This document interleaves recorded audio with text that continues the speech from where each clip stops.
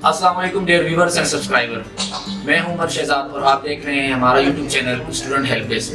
Dear viewers, मैंने आपको पिछली वीडियो में हंगरी स्कॉलरशिप के बारे में बताया था, तो वो फर्स्ट स्टेप था। तो अब हम नेक्स्ट स्टेप की तरफ जा रहे हैं। तो आपने इसके लिए सबसे पहले 500 रुपये का चालान जमा करना है HPL बैंक में, किसी भी HPL बैंक में आप जमा करवा सकते हैं। उसके बाद आपने HEC के पोर्टल पे अप्लाई करना है। तो अप्लाई करने का तरीका मैं आपको दिखाने जा रहा हूँ। तो चलते हैं स्क्रीन की तरफ। दोस्तों, सबसे पहले हम HEC पोर्टल पे जाएंगे। तो जैसे कि आप देख रहे हैं, मैं पोर्टल पे चला गया हूँ।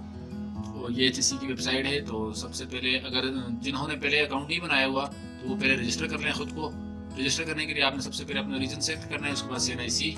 तो जैसे मैं अपना CNIC डाल रहा हूँ, उसके बाद आपने पासवर्ड डालना है, कोई भी आप अपनी मर्जी का पासवर्ड डाल सकते हैं। ठीक है, इसके बाद आपने अपना कोई भी ईमेल एड्रेस डालना है जो आप यूज़ कर रहे होंगे, क्योंकि उसके ऊपर वेरिफिकेशन कोड आएगा। तो और मोबाइल नंबर अपना डालना है जो कन्वर्टेड ना हो, उसके ऊपर भी आपको कोड आएगा। जैसे कि मैंने ऑलरेडी अप्लाई किया हुआ है, तो मेरे पास ये ऑप्शन नहीं आ रहे, क्योंकि ये अब कहेंगे कि आपने ऑलरेडी अप्लाई किया हुआ है। तो जिन्होंने अप्लाई पहले नहीं किया हुआ, रजिस्टर नहीं किया, वो रजिस्टर करेंगे, कोड डालेंगे और जब डाल के आपने सबमिट कर देना है। उसके बाद आपके पास जो ऑप्शन आएगा वो इस तरह का होगा। आपने अपना CNIC डाल के और जो पासवर्ड आपने लगाया था वो पासवर्ड डाल के आप साइन इन कर सकते हैं।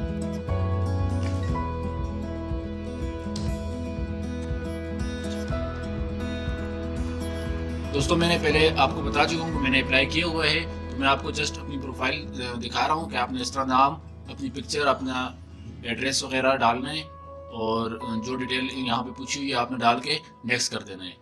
उसके बाद आपके पास जो दूसरा ऑप्शन आएगा वो कॉन्टैक्ट्स का होगा। तो आपने अपनी कॉन्टैक्ट डिटेल डालनी है, कहाँ रहते हैं, कौन सी मेल यूज़ करते हैं, जो चीज़ भी आपसे ये पूछेंगे तो आपने उनको बता देनी है और लिख लेनी है। उसके बाद आपके पास जो सेक्शन आएगा वो एजुकेशन का होगा। तो मैंने अपनी एजुकेशन डाली हुई है, तो मैं आपको बता देता हूँ कि आपने एजुकेशन किस तरह डालनी है। क्लिक टू ऐड पे क्लिक करना है और यहाँ पे आपने मैट्रिक से स्टार्ट करना है और लास्ट तक जहाँ तक आपने तालीम हासिल की हुई है वहाँ तक आपने डालना है। तो ये आपसे जो जो पूछ रहे हैं, जैसे आपका स्टार्ट डेट आपने इस तरह डालनी है कि आपकी DMC के ऊपर रिजल्ट डेट होगी, तो उससे 2 साल पीछे की जो डेट होगी वो आपने स्टार्ट डेट में डालनी है। कौन से कॉलेज से पढ़ा है, कौन सी बोर्ड से पढ़ा है, जो कुछ पूछ रहे हैं वो आपने बता के एड अपलोड करने हैं। और इस तरह पहले मैट्रिक, फिर उसके बाद FSC और उसके बाद बैचलर और आगे आप मास्टर की डिग्री के लिए डाल सकते हैं। उसके बाद आपने नेक्स्ट कर देना है। नेक्स्ट करने के बाद आपके पास एम्प्लॉयमेंट का ऑप्शन आएगा। तो मैंने किसी का भी एम्प्लॉयमेंट नहीं की हुई, तो इसलिए मैं इसको स्किप कर देता हूँ। अगर आपने की तो आप ऐड के बटन से ऐड कर सकते हैं। उसके बाद आपकी पब्लिकेशंस हैं, किसी ने कोई बुक, रिसर्च पेपर कुछ भी आपका पब्लिश हुआ है तो आप वो इसमें डाल सकते हैं। मेरा कुछ नहीं, तो इसलिए मैं इसको स्किप कर रहा हूँ। मैं वीडियो जल्दी इसलिए कर रहा हूँ क्योंकि टाइम कम है और वीडियो लंबी बन रही है। उसके बाद अगर आपने कोई प्रोजेक्ट में काम किया है तो आप वो प्रोजेक्ट भी अपना ऐड कर सकते हैं।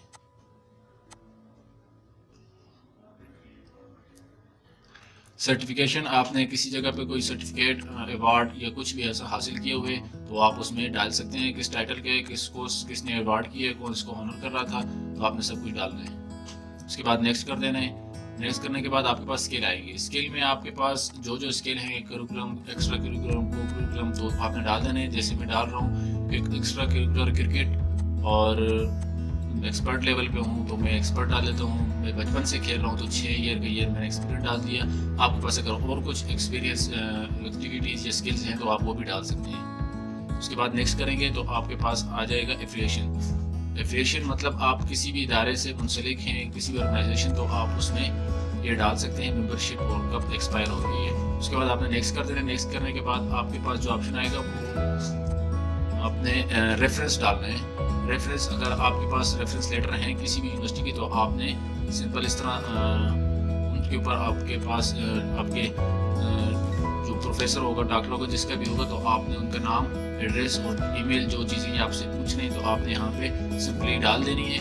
अगर 2 हैं तो आप 2 भी डाल सकते हैं। तो जिस तरह मेरे पास रेफरेंस लेटर हज़ारा यूनिवर्सिटी के हैं तो मैंने हज़ारा यूनिवर्सिटी के 2 रेफरेंस लेटर डाल दिए हैं।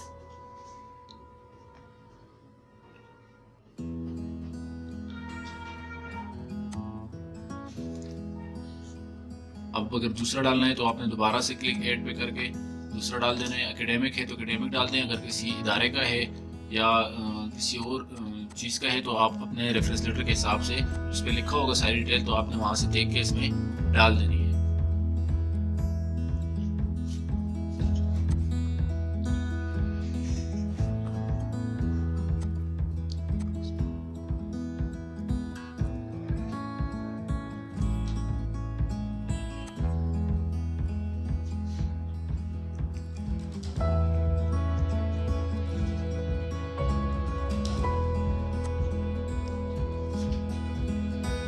दोस्तों फिर आपने नेक्स्ट कर देना है। नेक्स्ट करने के पास आपके पास जो ऑप्शन आएगा कि आपने डॉक्यूमेंट्स अपलोड करने हैं, तो सिंपल आप यहाँ पे अपलोड डॉक्यूमेंट्स पे क्लिक करके अपलोड कर सकते हैं। CNIC और डोमिसाइल अलग, और उसके अलावा जो एकेडमिक एजुकेशन डॉक्यूमेंट्स हैं वो अपने अलग सेक्शन में अपलोड करने हैं। उसके बाद यहाँ से ऑप्शन ख़त्म हो जाएंगे।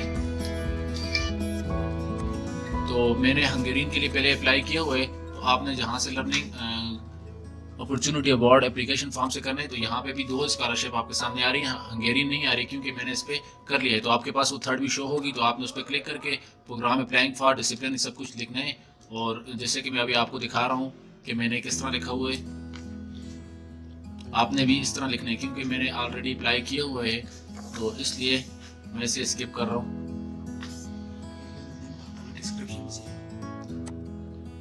आपने जो फ़ी जमा करवाई है HBL बैंक में 500 रुपये की, वो आपने स्कैन करके अपने पास रखनी है, और याद रहे कि वो 200 KB से कम हो फाइल साइज़ का।